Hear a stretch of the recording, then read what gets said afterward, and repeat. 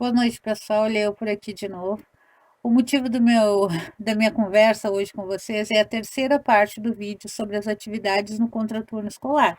Como o vídeo ficou bem longo, fica bastante coisa para falar sobre atividades realizadas no contraturno, eu dividi esse vídeo em quatro partes. Eu já gravei duas e já postei. Hoje eu vou gravar a terceira, provavelmente eu posto entre hoje e amanhã, e até sexta-feira eu posto a quarta parte.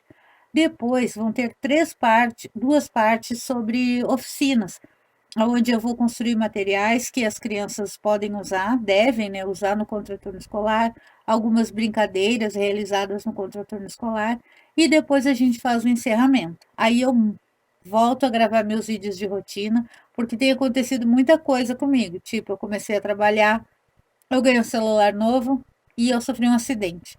Então eu quero contar essas coisas para vocês com bastante calma, mas, por enquanto, como diz a minha amiga Bruna Castro, eu estou focada no estudo, então eu preciso acabar essa parte, até porque eu já estou em fase final, né? Como eu disse para vocês, eu já estou em fase de estágio, então eu preciso gravar essa parte, focar no meu estudo para mim poder terminar o meu curso. Então, hoje a gente vai falar sobre a dança, que é uma das atividades realizadas no contraturno escolar. A dança. Por meio da dança, o nosso corpo se expressa, o movimento acontece e tomamos consciência corporal, o que é essencial para as crianças que estão se desenvolvendo plenamente. Ou seja, tem crianças que até já fizeram alguma aula de dança, já fizeram balé, por exemplo, street dance, funk, os estilos de dança são os mais variados. Então é necessário não, é gratificante para eles passar essa experiência que eles tiveram com os colegas, que eles passem para a professora, se torna muito gratificante, né, repassar essa experiência. Agora eu vou fazer uma leitura breve para complementar essa primeira parte sobre a dança. Na educação infantil, as brincadeiras de roda indicam momentos em que as conversas não seguem uma formalidade, podendo ser explorados assuntos como notícias de jornais que envolvam a comunidade, ações que serão desenvolvidas em diferentes momentos do dia, situações ligadas a acontecimentos com as crianças em outros contextos, como na família ou em brincadeiras com os amigos. O importante nesse momento é que todos tenham a oportunidade de falar e se movimentar apresentando suas experiências. Como eu falei, né? É gratificante para eles passar adiante aquela experiência que eles tiveram, ou se eles estão tendo pela primeira vez, sobre a dança que eles estão desenvolvendo. A dança permite a todos o aperfeiçoamento da coordenação motora, além de trazer bem-estar, alegria e convivência social. Porque conversando com os amigos, desenvolvendo essas habilidades, eles vão tendo mais autonomia da sua participação, na convivência com os colegas, na convivência com a professora e até mesmo em casa. Eles vão criando mais autonomia das suas ações, dos seus atos, mais condicionamento físico, mais percepção corporal. Quando bem desenvolvida, a dança pode ajudar na postura, condicionamento físico, concentração, memorização, ritmo, autoestima, equilíbrio e muito mais. A seguir, alguns estilos de dança que são desenvolvidos no contraturno escolar. Agora, eu já fiz um apanhado geral, né? Já falei para você sobre o momento dança. Agora a gente vai falar sobre alguns, os mais desenvolvidos, né, no contraturno escolar. Tem mais uma leitura, é pouquinha também, é pouca coisa, sobre esse momento de dança. As situações pedagógicas com a oralidade descrevem atividades de recontar histórias, declamar poesias, relatar acontecimentos do cotidiano, elaboração de perguntas, momentos de dança, momentos de movimento e etc. E todas podem ser sistematizadas por meio de brincadeiras com textos poéticos, parlendas, letras de cantigas de roda e brinquedos cantados. Nessas atividades, as crianças de diferentes idades podem estar integradas, porque os menores aprendem com os maiores, participando da contação de histórias, dramatização, apresentação de músicas e apresentação de danças. Como eu falei, a dança envolvida em tudo, né? As crianças acabam participando de, seja de espetáculos, vamos apresentar uma peça que seja só dançada. Então, a dança entra com tudo nas atividades do contraturno escolar. Os estilos mais comuns, mais usados no contraturno são esses: o balé, o sapateado e o street dance. Hoje em dia, com a mudança, né, dos estilos, as crianças tendem também a danças de hip hop, aulas de hip hop, de funk e por aí vai. Aí eles têm a liberdade de expressão é livre. Então, agora a gente vai falar também um pouco sobre a música, que a música, dança, né, aliado à música, as duas ficam juntas ali nesse contexto escolar, né? A música. Aprender a tocar um instrumento musical pode ser uma excelente oportunidade para as crianças que apresentam certa habilidade artística. Quanto a aprender a tocar um instrumento musical, a criança tem que já ter uma tendência, né? Tem crianças que têm uma tendência a tocar um certo instrumento. Tem crianças que se dão muito bem, os pais às vezes tocam em casa, então as crianças já têm um certo conhecimento sobre isso. Aí na aula de música vamos só desenvolver essa habilidade. As opções são inúmeras e certamente uma vai agradar ao aluno. Atividades que envolvam música auxiliam na concentração. A música permite explorar a percepção de ritmos e o contato com instrumentos musicais. Essas atividades integram diversas experiências, passando por diferentes processos emocionais e cognitivos, aprimorando a memória e a atenção. Por que aprimorando a memória e a atenção? Porque a música, onde a gente escuta uma música, a gente tende a decorar, a gente gosta, né? A gente escuta aquela música, a gente tende a decorar a letra daquela música. E se torna muito mais fácil a criança falar, depois cantar aquela música em casa, reproduzir aquela música em sala de aula. Então, essas atividades envolvendo música, envolvendo dança, são muito bem-vindas para as crianças, porque os pequenos mesmo, eles gostam da música, vão querer aprender a cantar e cantam consequentemente para os pais e por aí vai. Então, isso é muito importante para o desenvolvimento, memorização e tudo mais, né? Por aí afora, assim, em tempos de memorização, porque a música vem com tudo com isso. Vamos falar também da culinária. Uma atividade muito divertida e na qual os alunos gostam bastante é a culinária. Essa mistura inúmeros números e palavras. Esta mistura números e palavras. Além de ajudar no desenvolvimento do senso de organização, ela ainda pode melhorar a capacidade de atenção. Eu escolhi essas duas fotos em especial porque aqui é o meu neto. É ele que está participando da aula de culinária na escola. Ali está ele de toquinho, eles estavam fazendo um sanduíche. Aqui está ele já colocando os ingredientes no sanduíche dele. Isso aqui é na escola dele. Ele é recente entrado, acho que ele tinha 4 anos aqui. Então, eles estão desenvolvendo essa atividade de culinária. Estou com um artista na família, gente. Ele fazendo a culinária na sala de aula. Então, isso é muito importante também, porque, como diz aqui, a culinária mistura números e palavras.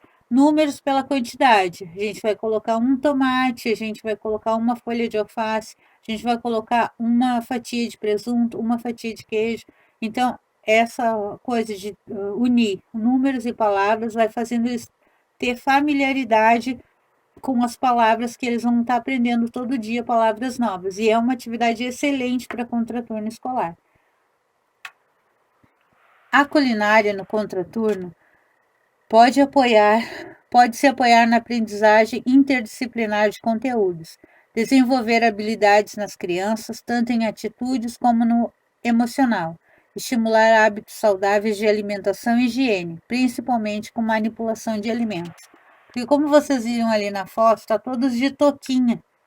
eles são todos de touquinha para fazer essa atividade que era o sanduíche maluco, alguma coisa assim, tinha um nome essa atividade. Eu lembro que agora ele já está com 7 anos, mas eu lembro que ele foi muito comentado, esse sanduíche que ele fez em sala de aula.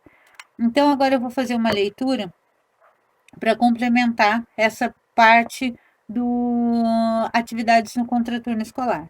Desenvolvendo trabalhos em cursos de capacitação em diferentes regiões do país, muitas vezes ouvimos de educadores questionamentos sobre a aplicabilidade da contação de histórias por crianças da educação infantil, pois eles as consideravam muito pequenas e, por isso, sem condições de entenderem o que lhes seria contado.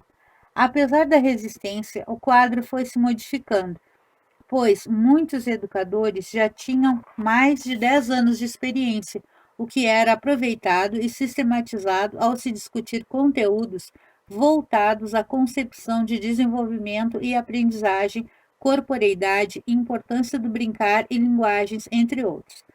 Em aproximadamente 2 anos de trabalho, já se tornava comum ver materiais pedagógicos elaborados por eles e utilizados na educação infantil, num espaço para estimular crianças de apenas 3 anos de idade.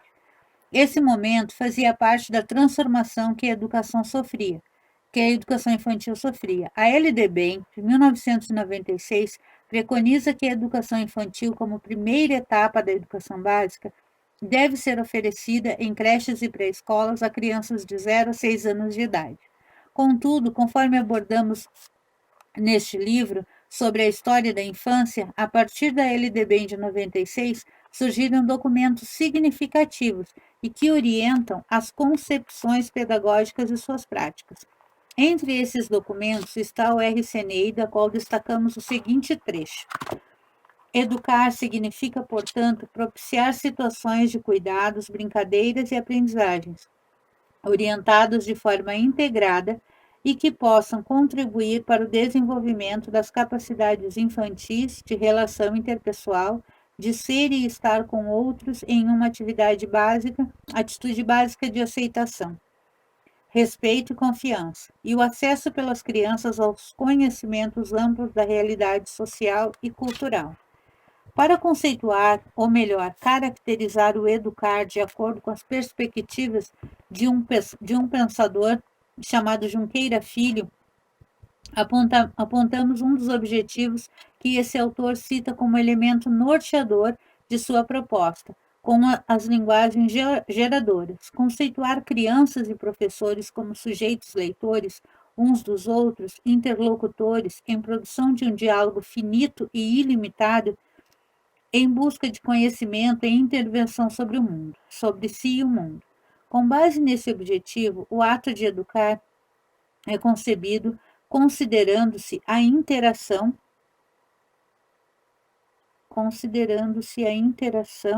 intencional entre professor e educando, o que, para Junqueira Filho, ocorre por meio de uma multiplicidade de linguagens em que crianças produzem-se como crianças, os professores produzem-se como professores e juntos produzem a relação pedagógica. A propósito de como o professor poderia articular cuidado e educação, apresentaremos alguns planejamentos referentes aos conteúdos com a finalidade de orientar a ação pedagógica. Atenção, lembre-se que os planos descritos aqui não têm como objetivo propor fórmulas prontas para a prática pedagógica, pois foram elaborados com base na observação da realidade de crianças de diferentes estados brasileiros, cabendo assim a cada professor produzir o seu planejamento de acordo com as características de seus alunos. Cuidar e educar na prática, como trabalhar a higiene. As atividades propostas a seguir podem ser desenvolvidas na educação infantil. O conteúdo explorado é a higiene e o objetivo de identificar os hábitos que podemos construir quando enfocamos os cuidados com o corpo para a promoção da saúde. Vivenciar brincadeiras para o desenvolvimento infantil corporal, para o desenvolvimento da imagem corporal e sua relação com o meio, também é o objetivo desse encaminhamento, já que a percepção e o movimento integram os saberes a serem abordados. Em aula, uma aula, não um modelo. Ao iniciar a aula, você pode convidar as crianças a formar um círculo de que você também fará parte. Pergunte como elas percebem os cuidados de higiene no cotidiano, como fazem, quem as auxilia e o que sabem sobre o tema. Esse momento é importante, pois a criança tem a oportunidade de expressar verbalmente seus conhecimentos sobre o tema, deixando clara a sua realidade. Você pode utilizar na sequência cartazes com desenhos ou figuras de crianças em situações de higiene e os materiais utilizados nas ações. Com esses recursos, explique que a higiene corporal é necessária para mantermos a saúde. O conteúdo deve ser fundamentado teoricamente, devendo-se utilizar livros pedagógicos da área de ciências. Após a apresentação do tema, propõe às crianças de que façam uma atividade chamada banho de papel. Para isso, todos devem continuar em círculo, mas no pátio, debaixo de uma árvore, em algum lugar que for acessível, inicialmente comente com as crianças sobre quais são as partes do corpo: cabeça, cabelos, braços, axilas, unhas, abdômen, joelho, pés, dedos. Após a exploração, diga que vão iniciar o banho. Ofereça uma folha de papel para cada criança e peça que a amassem com as suas mãos, com as duas mãos, e em seguida a desamassem. Assim, além de estimular a coordenação motora fina, a folha de papel ficará mais maleável. Diga que deve amassá-la novamente, formando um sabonete, pois geralmente é isso que usamos para higienizar o corpo. Peça então que, com mímica, abram o chuveiro e imite com as crianças as ações do banho. Ainda com mímica, faça de conta que vai fechar o chuveiro. Neste momento, fale sobre a importância da água e por que devemos economizá-la. Em seguida, peça que desamassem a folha de papel e deixem no formato de shampoo. A brincadeira continua até que todas as ações do banho sejam trabalhadas. Ao final, para avaliação do trabalho, sente-se com as crianças e converse sobre a experiência, dando espaço de fala para todas, aproveitando para explicar e aprofundar o assunto. A conversa apontará a você o significado que os alunos deram ao conteúdo do trabalho e os caminhos e recursos que podem ser utilizados na sequência. Refletindo sobre a aula. Entre as muitas funções da escola, educar é a fundamental. Ao sistematizar temas e vivências das crianças em seu cotidiano, a escola cumpre essa função. Por isso, a aula apresentada justifica-se por integrar o conhecimento sobre o corpo em diferentes dimensões às ações de cuidado, o que pode ser visto como uma perspectiva inversa, desde que ambas caminham unidas e contextualizadas. No início do livro, mencionamos uma conversa com um aluno de educação infantil sobre uma situação em que ele viveu com sua mãe, que queria cortar-lhe as unhas. Evidentemente, trata-se de uma ação de cuidados, porém, para articular com o educar, devemos partir de uma situação real, na qual o aluno aponta sua realidade e seu conhecimento. Dessa forma, cuidados e educação são sistematizados e integrados por meio de recursos didáticos, lúdicos e fundamentação teórica, que fará o aluno ampliar seu conhecimento aproximando-se dessa proposta. Abramovich e Wakshop explicam. A programação diária deve contemplar momentos de trabalhos orientado e momentos livres, além da higiene e da sua alimentação. O mais adequado é que se possam estabelecer vínculos entre os trabalhos propostos e as brincadeiras das crianças, através da oferta de materiais e espaços comuns articulados em torno de projetos desenvolvidos. Neste sentido, a articulação entre cuidar e educar integra os saberes sobre o corpo, a higiene, a alimentação, a saúde, as ciências, a matemática, as línguas, o movimento e a arte. Considerando-se a criança um ser integral, que se desenvolve social, corporal, cognitivo e afetivamente, a prática pedagógica ocorre na interação entre educando e educador, o qual, por isso, deve aproveitar as experiências, os interesses, as motivações e os conhecimentos prévios das crianças. Assim, a dimensão que envolve o termo cuidar na primeira infância encontra novas fases conceituais, e aqui destacamos que o cuidado implica cuidar do outro em todos os aspectos. Montenegro, em 2001, é um pensador. Montenegro reflete sobre o significado do cuidado, ao desenvolver a concepção de que parte de um programa de formação consiste na educação moral dos educadores.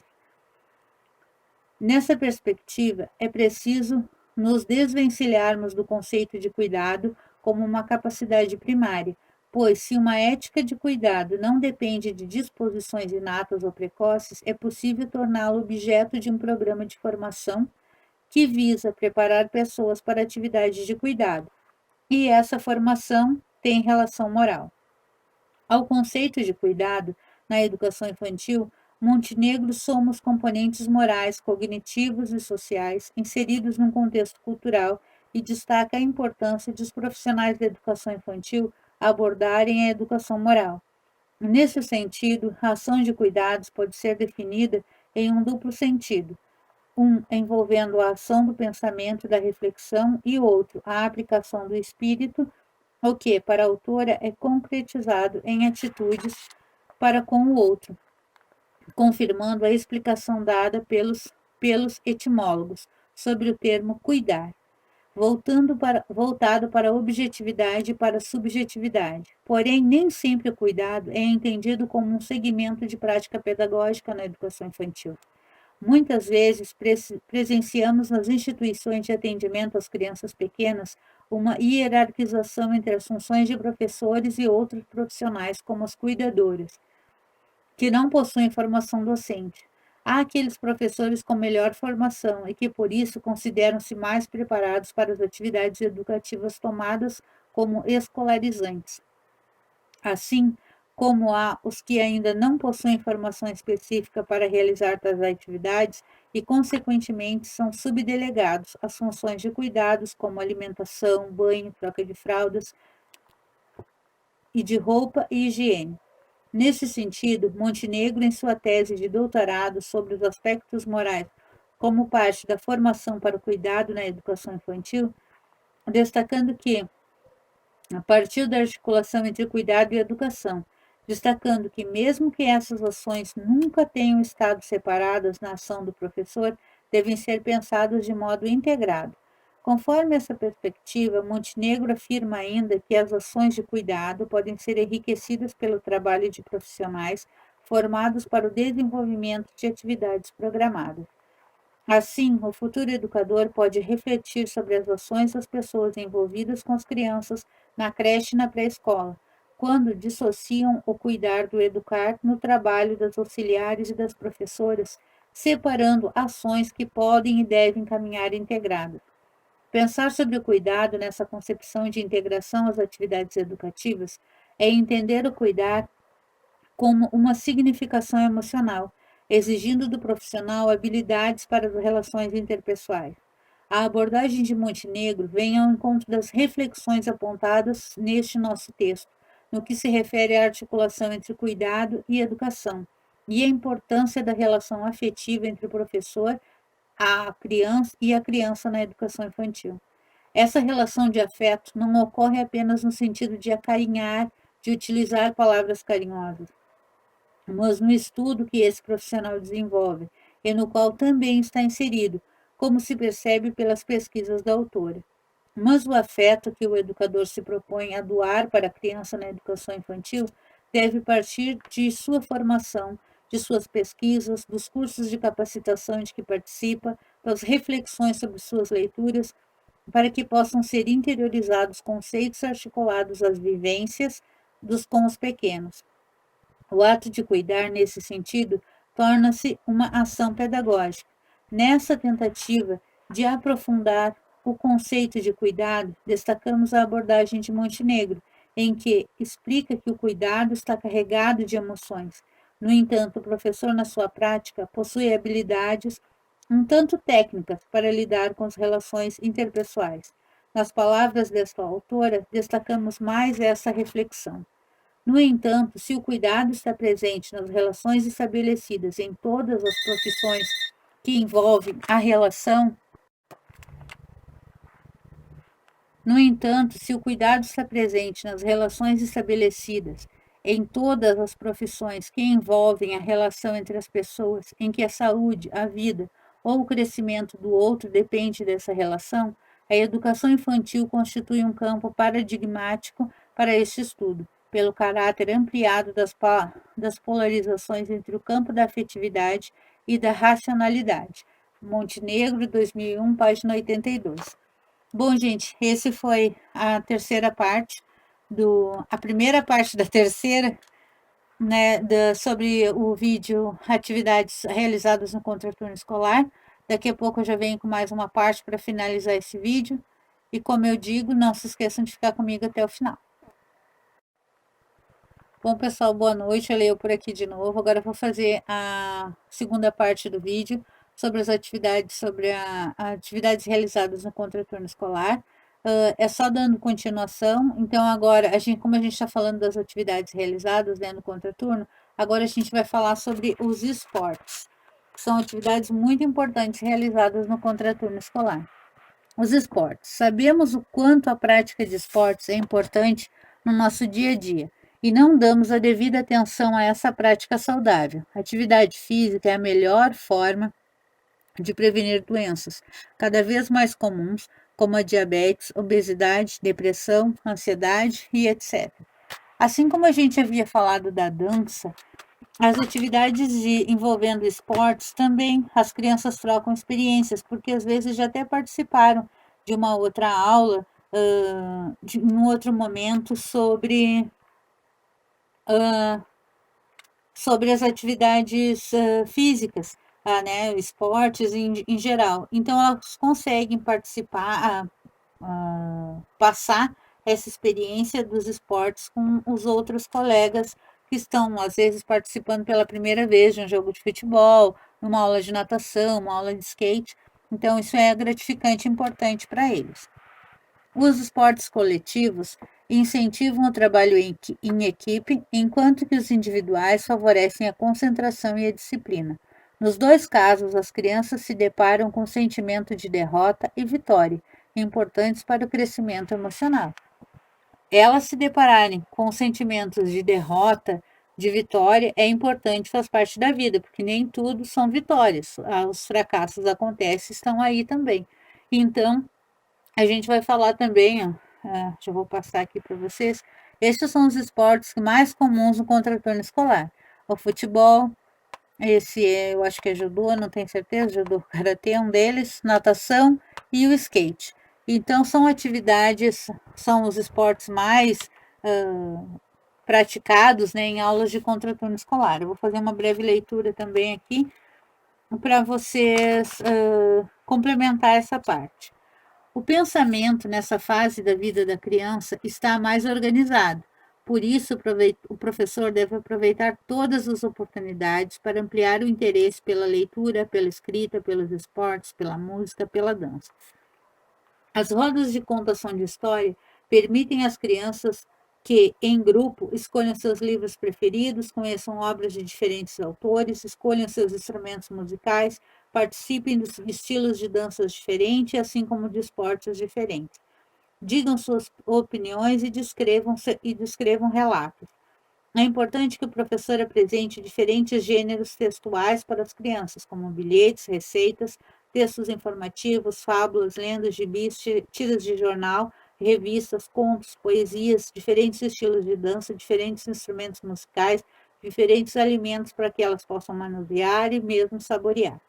A diversidade oferecida pelo professor desperta a curiosidade e o conhecimento da criança, nessa fase tão importante da vida. Como eu disse, né, é uma fase muito importante mesmo. Eles participam de tudo ativamente, porque para eles é tudo novidade. Então, se torna uma coisa bem agradável para eles participarem. Eles gostam dessa participação, dessa interação com os colegas. Outra atividade muito importante realizada no contraturno escolar é a aprendizagem de idiomas, de uma segunda língua. Vamos falar sobre isso também. Os idiomas. A introdução da segunda língua para os pequenos pode ocorrer de forma lúdica e divertida, permitindo que a criança inicie seus primeiros contatos com o idioma de forma divertida. Nessa fase, é importante que o conhecimento esteja associado à diversão, despertando prazer em aprender. até mesmo para eles saberem do que se trata um sanduíche numa lanchonete dessas famosas aí, que os nomes são todos em inglês, um nome de uma música, dias da semana. É uma coisa bem suave, mas que eles já vão tomando conhecimento de uma segunda língua, né? O desenvolvimento da linguagem e das possibilidades de expressão da criança acontecem ao mesmo tempo em que as transformações do pensamento. Assim, os pequenos percebem e adquirem consciência do mundo de diferentes formas enquanto se desenvolvem e aprendem. A enorme quantidade de experiências cotidianas da criança as levam a buscar relações, fazer associações e reconstruir pensamentos e ações. Importante para eles isso, né? Porque eles estão passando por uma experiência totalmente nova, estão aprendendo coisas totalmente novas. Então, para eles, isso é muito importante nessa fase de educação infantil, onde está tudo bem no início, eles estão tomando conhecimento de tudo, são todos curiosos, e isso se torna um eixo, assim, se torna uma base para os professores se aprofundarem em qualquer conteúdo. As escolas que possuem contraturno escolar costumam oferecer o ensino de um idioma neste momento. Dessa forma, a criança tem mais contato com a língua e melhora a sua desenvoltura. No entanto, isso não quer dizer que as aulas vespertinas devem ser maçantes. Muito pelo contrário, esse momento é elaborado por profissionais com base nas metodologias usadas na escola. As atividades são lúdicas e têm um contexto facilmente compreensível, que vai aumentando a dificuldade à medida que o ensino progride. Para que o aprendizado seja assimilado com mais facilidade pelo aluno, as escolas normalmente oferecem jogos no idioma a ser ensinado, contação de histórias, músicas e brincadeiras natas da cultura que está sendo aprendida. O professor, de uma forma geral, faz com que a criança tome uma relação geral, um conhecimento geral sobre o idioma que está sendo aprendido. Seja uma história, vamos supor que seja o inglês, seja uma história em inglês, uma música, onde eles possam fazer uma apresentação e por aí vai. Daí eles tomam conhecimento daquela cultura, daquele lugar, de uma forma geral, de uma forma lúdica também, de uma forma mais básica, né? Brincar é um estímulo à aprendizagem, a aprendizagens específicas que ampliam o desenvolvimento de habilidades psicomotoras, como lateralidade e equilíbrio, cognitivas, pois envolvem a memória, a atenção, a concentração e o raciocínio, e afetivas, possibilitando a interação entre criança e expressão de sentimentos. Eles acabam tomando conhecimento, né, do que seria, de como se manifesta a cultura daquele lugar onde eles estão aprendendo aquela língua, acabam sabendo histórias que acontecem lá, danças, músicas, e isso para eles se torna muito importante, né? Se torna uma experiência bem válida sobre aquela língua que eles estão aprendendo. Então, continuando, né, um complemento sobre essa leitura, Montenegro entende que a ação moral de cuidar traduz-se em generosidade, pois possui um significado moral. Assim destaca a relação entre o cuidado e as mulheres. Aponta que essas ações não são valorizadas socialmente, mas, na tentativa de superação dessa visão, podem ser associadas à autonomia e não a dependência. Baseando-se em Descartes em As Paixões, artigo 153, citado por Cottingham, a autora explica que quando uma pessoa pratica uma ação generosa, está conscientizando-se de suas paixões, despindo-se de centrar-se apenas em si mesma e propondo-se a ter boas atitudes em relação ao outro. Assim, refletir e responder à pergunta: quais devem ser as atitudes do professor que se propõe a cuidar e educar?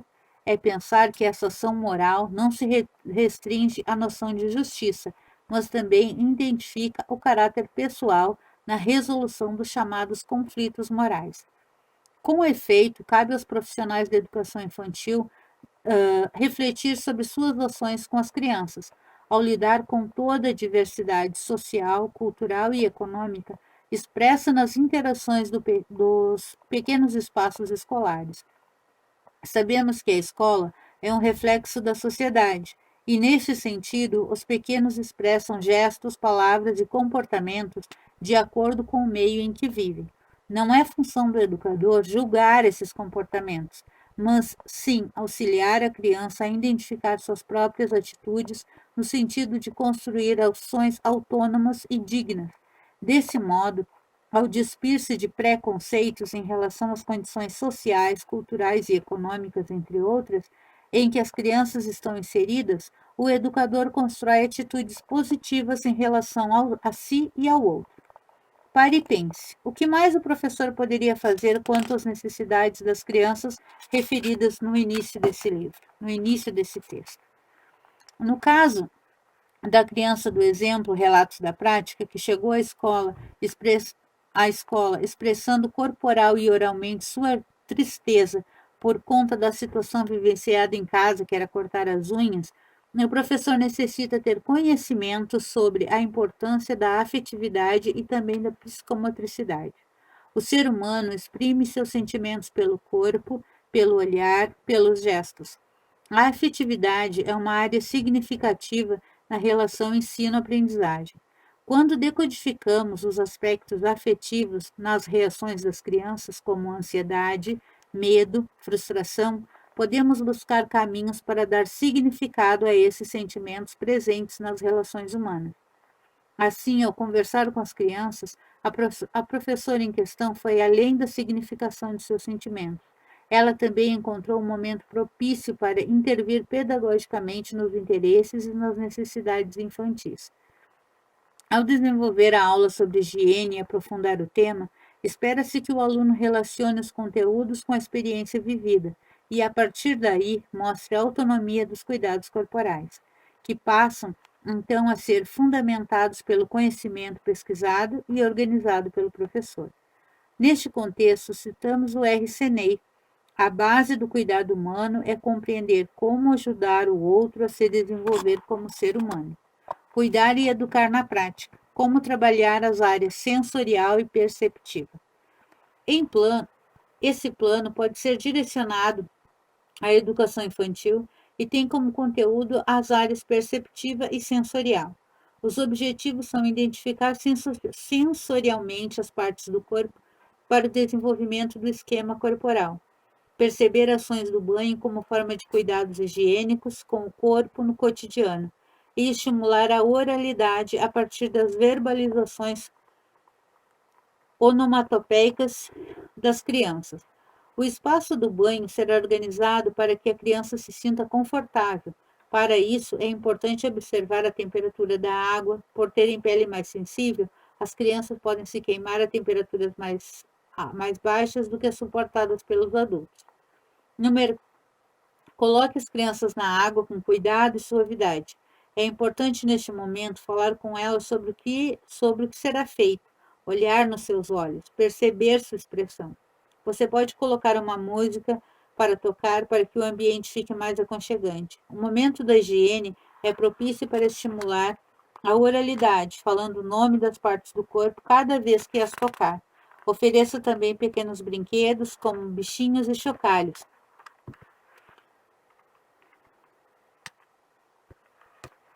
A criança pequena ainda não expressa verbalmente o que deseja, porém emite sons e palavras soltas, que podem servir de base para o adulto estabelecer um diálogo com ela.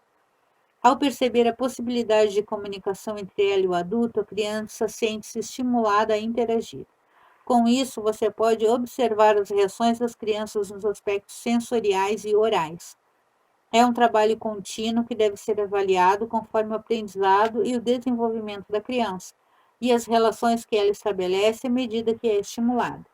Como abordamos até aqui, as ações educar e cuidar são indissociáveis no que diz respeito à função pedagógica na educação infantil.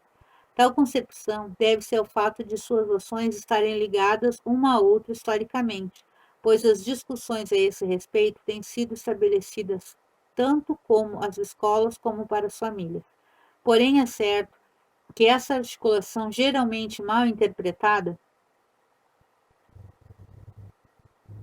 levou a uma concepção reducionista da ação de cuidar. Muitas vezes, o pedagógico é entendido como a prática de atividades ligadas ao ensino de um conteúdo, que, por sua vez, refere-se apenas a conceitos. Neste sentido, tais atividades se diferenciariam das ações humanas, que também fazem parte do processo de desenvolvimento e aprendizagem infantil. Essa dicotomia ainda encontra resistência por parte de educadores e familiares. E por isso, a educação infantil ainda carece de clareza sobre a concepção de criança como sujeito de direitos e que necessita ser educado e cuidado. Atenção, ainda hoje há educadores que resistem à formação argumentando que para trocar fraldas não precisam estudar. Respostas como essa demonstram que ainda há muito que se avançar na educação infantil de qualidade no país. Os parâmetros curriculares nacional de qualidade para a educação infantil definem que as crianças devem ser auxiliadas nas atividades que não puderem realizar sozinhas, ser atendidas em suas necessidades básicas físicas e psicológicas e ter atenção especial por parte do adulto em momentos peculiares de sua vida. Pare e pense, as crianças dependem dos adultos para garantir a sua sobrevivência. Então, como fica a construção da autonomia? Podemos pensar o ato de cuidar no sentido de ajudar a criança em seus desafios, objetivando o desenvolvimento de sua autonomia. Para Camille e Devra, a essência da autonomia é que as crianças tornam-se aptas a tomar decisões por si mesmas, levando em consideração os fatores relevantes para agir na melhor forma para todos. Neste sentido, embora as crianças dependam do professor, este pode proporcionar ações concretas no sentido de levá-las à independência, estimulando a tomada de decisões em suas escolhas, proporcionando interações com o outro, com os objetivos e com os espaços. Assim, a organização do espaço pelo professor deve considerar o desenvolvimento da cooperação e da superação. Ao se organizar o espaço da sala de aula, por exemplo, o ambiente deve ser projetado de forma criativa, observando o cotidiano da criança. Onde ficará a água? Longe ou perto do alcance dos pequenos? Onde ficarão os brinquedos, os livros e os fantoches? Como desenvolver a rotina de maneira a organizar o trabalho pedagógico e, ao mesmo tempo, possibilitar um ambiente de interação? De acordo com R. Seney, cuidar significa valorizar e ajudar a desenvolver capacidades. O cuidado é um ato em relação ao outro e a si próprio, que possui uma dimensão expressiva e implica em procedimentos específicos. Com efeito, a concretização da concepção de educar e cuidar em práticas educativas é um grande desafio para os profissionais de educação infantil e familiares. Tal questão demonstra a estreita relação entre as instituições, educação infantil e família, sendo que ambas precisam ter clareza de seus papéis e responsabilidades. O educador infantil tem um compromisso ético, que é evidenciado na sua relação com a criança. Observe a citação a seguir. A primeira função da educação é ensinar a ver. Eu gostaria de sugerir que se criasse um novo tipo de professor, um professor que nada teria a ensinar, mas que se dedicaria a apontar os assombros que crescem nos desvãos da banalidade cotidiana. A proposta do pensador a respeito da ação do professor é que se deve investir num processo de ensino e aprendizagem em que estão envolvidos, além do educador, desejos, curiosidades, necessidades e interesses dos educandos. O professor saberia que toda criança, principalmente a que frequenta a educação infantil, ao entrar na escola pela primeira vez, está curiosa e quer conhecer o novo, o diferente. Assim, tem a necessidade de expressar-se. Pensando nisso, você pode organizar um ambiente no qual a criança sacie sua necessidade de tocar, sentir, ouvir, falar, movimentar-se e demonstrar suas emoções e sentimentos. Você também pode, neste momento, aproveitar para estimular e orientar as vivências da criança, o que favorece o desenvolvimento da socialização integrado numa abordagem dinâmica, o cuidar e o educar. A prática pedagógica do educador deve considerar a criança um sujeito de direitos como a própria Constituição estabelece, um sujeito com direito de brincar, de conhecer, de questionar, ou seja, um sujeito que constrói seus saberes. Isso possibilita uma educação que liberta, e nessa perspectiva, o papel do professor é de mediador e não de detentor do conhecimento. Como explica Freire, a educação libertadora é fundamentalmente uma situação no qual tanto os professores como os alunos devem ser sujeitos cognitivos, apesar de serem diferentes. Com efeito, o professor que deseja despir-se de preconceitos em relação a condições sociais e econômicas das crianças refletirá sobre a infância em sua totalidade, mas percebendo a individualidade de cada criança que traz consigo uma história de vida. Assim, ao iniciar uma atividade educativa, você pode propiciar momentos de troca, de interação, estimulando a reflexão sobre os saberes e as ideias entre as crianças. Isso foi uma coisa que eu muito comentei sobre o contraturno escolar, que é um momento de troca, de interação, de respeito, de aumento de habilidades, de transformação de sentimentos. Neste momento, a ação mediadora do professor ocorre por meios de questionamento, dinamizando o diálogo com seu conhecimento para que as crianças se sintam à vontade para falar, dar suas opiniões e, portanto, conhecer realidades distintas daquelas em que estão inseridas. É fundamental que o professor e todos os adultos envolvidos no processo de ensino e aprendizagem na educação infantil tenham consciência de que a construção do conhecimento somente é significativa quando há troca e sentimento de reciprocidade entre os sujeitos, quando um valoriza o outro e sabe que pode aprender com ele. Por meio da convivência e das relações estabelecidas no conceito de da diversidade cultural.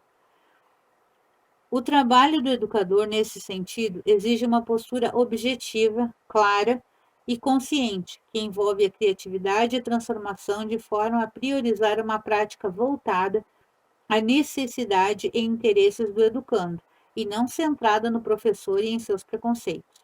A formação dos docentes também precisa buscar metodologias que possibilitem a construção da identidade profissional do professor, em sua formação inicial e continuada, na elaboração de ideias ou reelaboração diária e contínua da qualidade de sua prática pedagógica, além do conhecimento e da valorização do seu trabalho. Como todo profissional da educação, o educador infantil necessita compreender-se principalmente como um sujeito que aprende, sabendo que o seu fazer docente se constrói com base em reflexões, análise e reconstruções acerca de si mesmo.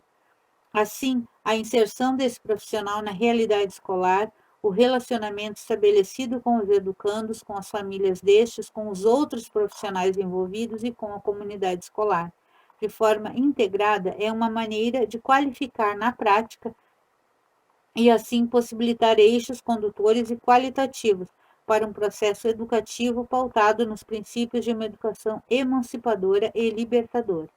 Para Bacedas, Rouguet e Solé, a afetividade inserida nas relações cotidianas entre adultos e crianças na educação infantil é indispensável para que a criança se sinta segura e veja no professor a figura de alguém que possa cuidá-la e protegê-la, compreendendo-a em suas interrogações e angústias, para poder explorar e estimular todas as suas capacidades.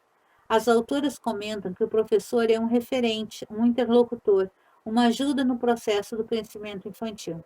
Na palavra das pensadoras, na escola encontramos uma grande variedade de situações nas quais os meninos e as meninas manifestam sua alegria, a sua insegurança, os seus temores.